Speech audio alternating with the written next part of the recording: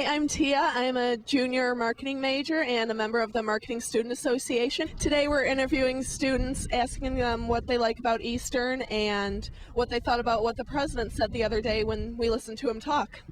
And right now I'm with Derek. Derek, what do you like about Eastern? I like that the professors and the counselors and administrators here actually generally seem to want to help the students succeed and do the best in their classes. Great. And what did you think about what the president said the other day when we heard him talk? I thought he's a really nice guy, very energetic. I thought he really wants to improve the school in any way he can, and he wants to make the image of Eastern Michigan University one of the best in the country. Well, thank you, Art, and ladies and gentlemen, good afternoon. It's a privilege for me to be here today. I hardly ever get to do this anymore. I'm a teacher in my heart, but I hardly ever get a chance to work with students anymore in a setting like this. So when I say I'm grateful to be here, you can rest assured that I mean that. My teaching nowadays works with state legislators and people who contribute money to the university and alumni and community leaders. So they're students, in a sense, about this university, but I hardly ever get a chance to meet with people like you and respond to your questions and share some perspectives. What I'd like to do is share two things, essentially, in the short time that I have here today. One has to do with some initial impressions that I had about Eastern Michigan University. I've been here now for 16 months, and my initial impressions are still pretty much in play. I'm a relative newcomer here, perhaps not as new as some of you, but I've not been here as long as others of you. So these impressions that I have, these initial observations, I think are still current. But I came to campus in March of 2005, and I went through a fairly rigorous set of interviews with large groups and small, kind of a 2-day interview. Students were involved in that. But I also had a chance to steal my way around the campus and make my way into public spaces and private spaces. I had a chance to crawl around in some of the prehistoric buildings on the campus and some of the newer facilities as well, all to come to an impression of the place. And my principal focus was to find out how good Eastern was in the only place that it mattered, and that was where students meet teachers. That was what I was trying to find out. Is this a good place or not? I came to this conclusion early on that where students meet faculty members, this institution is as good as any and better than most. It's the term that I use all the time is rock solid. You may have seen in the materials that Art shared with you the story that I told in my last publication. It's a true story about a guy, an old friend of mine who's a banker and a gentleman farmer from Bad Axe, Michigan. Bad Axe is right about here, for those that don't know. It's up in the thumb.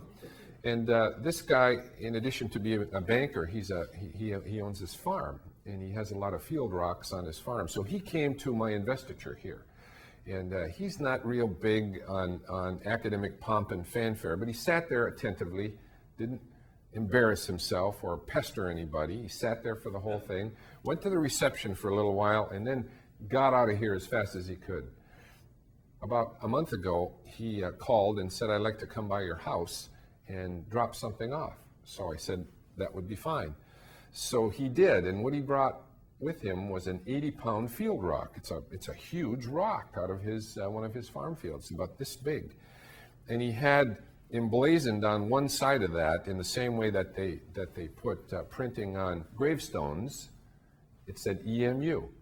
And on the other side of that rock, it said rock solid, because that was the term I used to describe how Eastern was where students meet teachers. Rock solid. And I believe that to this very day. Even though these are difficult times and uncomfortable times here because of the administration's strained relations with the faculty, which I'd be happy to talk about in very candid terms when we're finished. But still, where students meet teachers here, I am persuaded, and I'll bet you are too, because you're still here, most of you. I don't think there's any freshmen in the group. Possible exception of a transfer student who might be new here, but most of you came back here. So you must believe at some level in what I said as well. So number one, Eastern Michigan University is rock solid. A second observation has to do with the fact that things aren't always what they seem. I remember when we first moved here that I came home one afternoon and told my wife Sydney that, you know, Sydney, I swear to God, everybody in the world is mad at Eastern Michigan University. Some of you are familiar with the Hurons controversy when back in the early 90s, I believe it was, a decision was made, quite an unpopular decision at the time and to this very day, to change the nickname and the logo from Hurons to Eagles at the institution. And under normal circumstances, that would be a fairly pedestrian thing to do. Institutions do it occasionally, so it's not unprecedented in the world, but this remains to this very day a controversy that's right near the surface at this institution. We have, you might be interested to know, we have 130,000 alumni from the university. Most of them are in Southeast Michigan. And I swear to God, on most days, most of them are Hurons. Another observation had to do with challenges and the size of the challenge. I'm been motivated all of my life by challenge.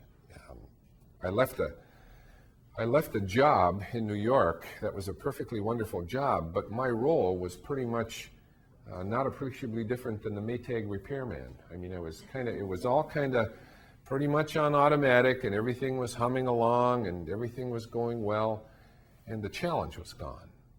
And so that's why I even came to Eastern for the first time. And what I found here, of course, was more than a few challenges. But those challenges didn't have to do with people. We've got about 2,200 people on the workforce here at Eastern, faculty, staff, and others. And it's an amazingly talented group of people, particularly our faculty. Our faculty come from the finest universities in the world. No different in many ways than those same faculty that come from other institutions, including that one that's 4.2 miles away. They come from the same place. So it's not people. It's not money. My God, our university budget is $250 million.